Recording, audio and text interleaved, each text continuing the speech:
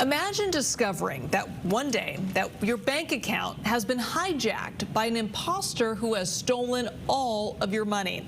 It's the latest twist in a hacking epidemic involving EDD debit cards that KPIX5 was first to expose last fall. Kenny Choi has been digging into this for months and months now and is back here live with tonight's KPIX5 original report. Liz, instead of stealing the benefits in cash at ATMs, as we have been reporting, now we're learning that some fraudsters are hijacking victims' accounts and then transferring the funds to themselves. I feel it's very evasive. I feel violated. My identity is being hacked. Linda Kukma and Michelle Barrio Nuevo Mazzini have never met each other, but they have a lot in common right now. Their EDD debit card accounts at Bank of America recently got hijacked. Michelle found out while pumping gas. I was able to pump probably around $9.50, and then the pump stopped on me. She called the number on the back of her Bank of America debit card and got a rude surprise. It said I was locked out. Surprise turned into shock when she finally got to Bank of America's fraud department. They were able to confirm that the email on the account was not my email. And the routing number was not her routing number, it was the fraudsters. They had removed my bank account info. They had put their routing information, their bank account. Someone had hijacked her account and stolen everything in it, altogether $7,500. Same thing happened to Linda Kukma. She found out when she went online to pay a bill. And I was at zero. And I knew something was wrong immediately. She says after hours on the phone to file a claim, a bank employee confirmed her worst fear. A fraudster was impersonating her and had drained $3,000 from her account. This person literally got into my profile, changed my email, similar to you, Michelle.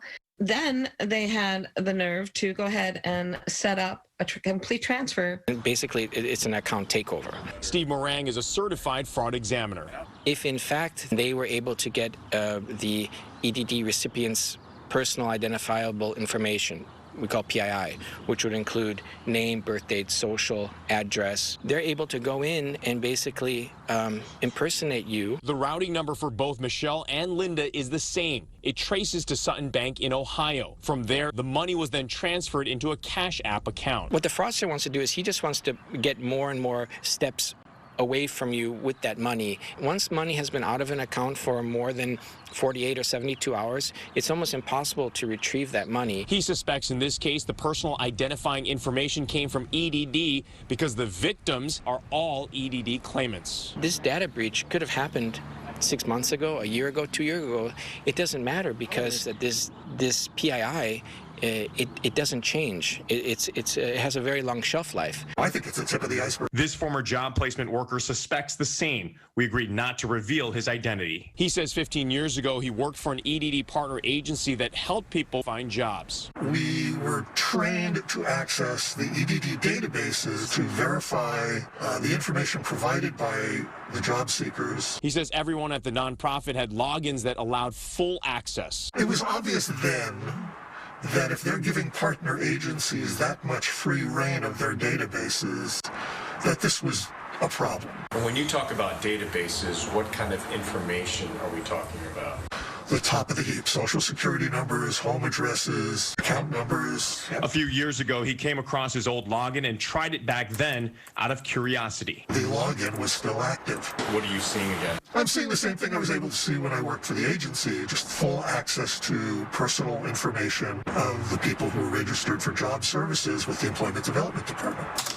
That open access is exactly what Michelle and Linda have feared, leaving them in a constant state of anxiety. You know, you had your bank info there. I did, and our full names and our personal addresses, Kenny. They're able to see all of that at this point.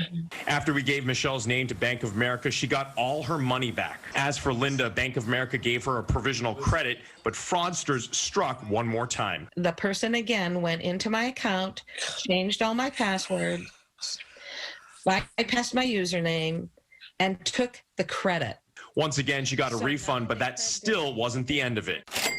In a series of adjustments, the bank took all her money back and more. Her account is now negative more than 17 grand. The EDD clients are really not being treated fairly. And it's not right, because those are the people who are really suffering, and they should be taken care of.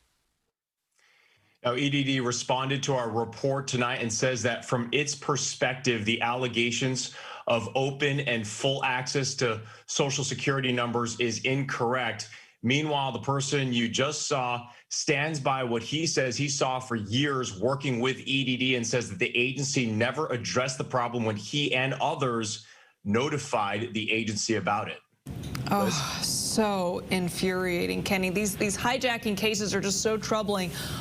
Were you able to contact Sutton Bank to see what they had to say about all this?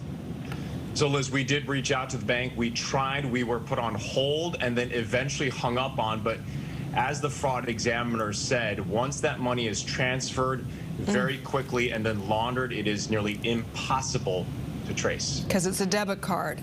Yeah. Oh, that's so frustrating. Something has to be done. There has to be a better system.